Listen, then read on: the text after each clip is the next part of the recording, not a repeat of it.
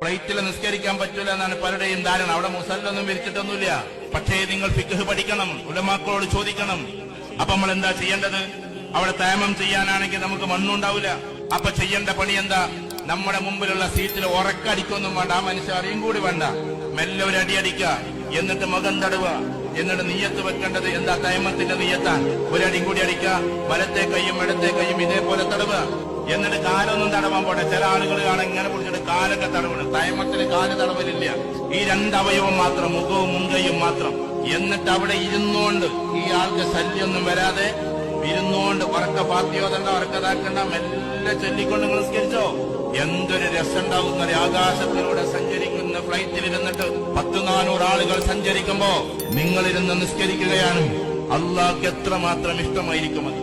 വായുലോകത്തിലൂടെ പോകുന്ന ഫ്ലൈറ്റിലിരുന്നിട്ട് പ്രാർത്ഥിക്കുന്ന നിങ്ങളെ ജഗനിയന്താവായ തമ്പുരാൻ എത്രമാത്രം സന്തോഷത്തോടെ